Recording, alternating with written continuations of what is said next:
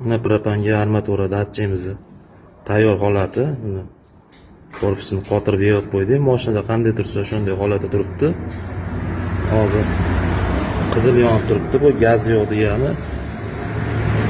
Ichiga balonda ichiga 15 litr suv quyib qo'ydik. Tabloidni bosib turibmiz. Hozir 15 litrga bitta chiroq yonadi. Mana hozir qo'lda olsa yonadi, oling. Mana ko'rishlar mumkin. Bitta tochka yondi. Har 10 litr 15 litrga bittadan tochka ko'tariladi. Buni ko'tarib ko'rsatamiz. Mana gaz quysa yana ko'tariladi. Mana ikkita chiroq bo'ldi. Mana ikkita yana ko'taramiz.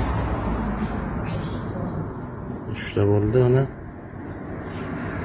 shuni. Videomiz yoqqan bo'lsa, bizni kuzatishda davom eting.